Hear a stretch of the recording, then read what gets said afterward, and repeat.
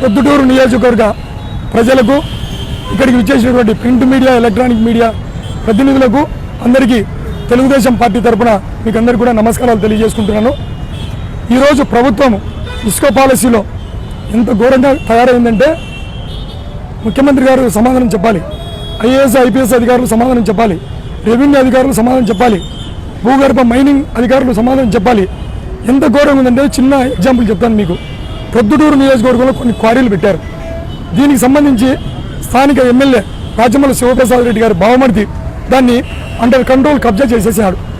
కబ్జా చేసి బినామీ పేర్లతో మొత్తము రోజు ఆన్లైన్లో తెల్లవారి ఆన్లైన్ కల్లా ఒక్కరు సామాన్యుడు ట్రాక్టర్ కానీ, ఇసుక బండి వాళ్ళు కానీ, టిప్పర్ వాళ్ళు కానీ సామాన్య ప్రజలకు ఎవరికి అందుబాటులో లేకుండా ఎప్పుడు చూసినా అది ఆన్లైన్ అంతా క్లియర్ అయినట్టు డైలీ చూపిస్తూనే ఉంటుంది.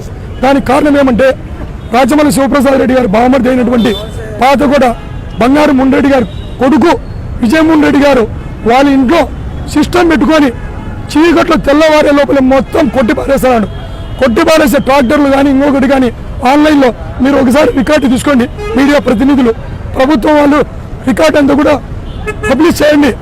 ఏ ట్రాక్టర్లు ఉన్నాయంటే రామేశ్వరానికి చెందినటువంటి మంచాల చెన్నయ్య అలియాస్ రైస్ ఇతను ఒక ఎస్సీ కులానికి చెందినటువంటి వాడు. ఇతని బినామీ ట్రాక్టర్లు, అలాగే అనిల్ అని బంగారెడ్డి ఒక బినామీ, వీళ్ళ ట్రాక్టర్లు మాత్రమే బుక్ అవుతాయి. ఇంతేకాకుండా అంకిరెడ్డిపల్లె కొండారెడ్డి ఎమ్మెల్యే దగ్గర ఉంటాడు, అలాగే బత్తిన చంద్రశేఖర్ రెడ్డి ఎమ్మెల్యే ఒక బినామీ.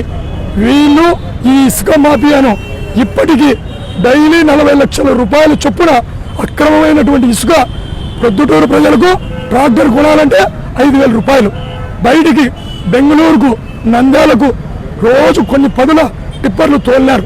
ఇప్పటికీ 10 కోట్ల రూపాయలు డబ్బు పోగేసినారు అవినీతి సొమ్ముతో. డైలీ 40 టిప్పర్లు, లారీలు ఈ ప్రొద్దుటూరు నుంచి పోయేటివి. మరి ఈ మధ్యకాలంలో కొంత తగ్గిందేమో. మరి ఈ విధంగా కోట్ల రూపాయలు దోచుకున్నారు. దీనికి ఎస్పీ గారు, కలెక్టర్ గారు, మీరు పదవులు మాయటోటలకు ఉంటాయిపోతాయి. 5 ఏళ్ళకు ఒకసారి మేము క్రాసింగ్ కౌట్స్ ఎంతోమంది పాలకులు వస్తాం పోతాం, కానీ ప్రభుత్వ ఉద్యోగులు మీరు ప్రజల పక్షాన నిలబడండి. ప్రొద్దుటూరుకు రండి. ప్రొద్దుటూరు ఈ కడప జిల్లాలో ఉంది, ఈ ఆంధ్రప్రదేశ్లోనే ఉంది. రండి సార్, ప్లీజ్ సార్. మీరు లేకుంటే ఈరోజు గ్రీవెన్స్ ఉంది, జాయింట్ కలెక్టర్ గారిని పంపండి. మీరు లేకుంటే ఎస్సీబీ చక్రవర్తి గారిని పంపండి. మీరు లేకుంటే అడిషనల్ ఎస్పీ గారిని పంపండి. Please sir.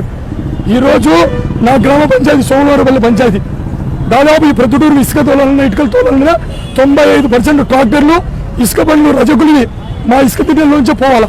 ఈరోజు ఎంత ఘోరంగా ఉందంటే నా ఇంటికి నేను పైన రేగుల సెట్ వేసుకున్నా, 1500 పెట్టి ఇసుక బండి తొలుచుకున్నా. అందరూ నందవంశ లాయర్ మాదిరి స్తోమత ఉండదు కదా. ఇసుక ఒక్కరికి అందుబాటులేదయ్యా. అంతెందుకు మీరు డివైడర్లు కడుతున్నారు, రోడ్లు వేస్తున్నారు మీ బినామీ కాంట్రాక్టర్లతో. మీరు చెప్పండి ఇసుక ఎన్ని రోజులకు వస్తుంది? కాబట్టి దయచేసి ఇసుక ప్రక్షాళన చేయండి. మీరు ఎట్ట తయారైనట్లే ప్రభుత్వము అసురుల పరిపాలన అయింది. ఇసుకాసురులైనారు, భూబకాసురులైనారు. మీకు దమ్ము ధైర్యం ఉంటే మేము అడుగుతున్నాం, ఇసుక తిని బతకండి. ఇసుకతో వచ్చిన డబ్బు తిని బతకండి. అన్నం తినాకండి. ప్లీజ్ సార్, పేద ప్రజలకు పని చేయండి సార్. రండి సార్, ప్లీజ్ వెల్కమ్ సార్. అంతేకాకుండా ఈరోజు మా చంద్రబాబు నాయుడు గారు రైతుల గురించి ఆందోళన చేయమన్నాడు.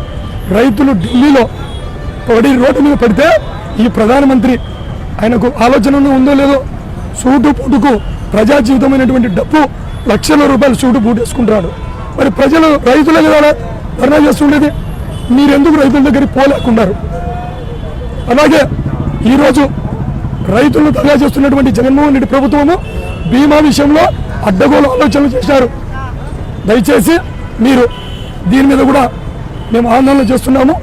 30 యాక్ట్ అమల్లో ఉంది కాబట్టి మేము ధర్నాన్ని విరమించుకొని ప్రెస్ మీట్ పెట్టడం జరిగింది. ప్రభుత్వం ఆలోచించాలి. ఇప్పుడు ఎన్నికలు లేవు, 30 యాక్ట్ ఎందుకు పెట్టారు? మా గొంతు నొక్కనికే. కానీ మీడియా మిత్రులు ఉన్నారు, సోషల్ మీడియా ఉంది, మా గొంతు మీరు నొక్కలేరు. భగవంతుడు నొక్కాలనుకుంటే నొక్కచ్చు.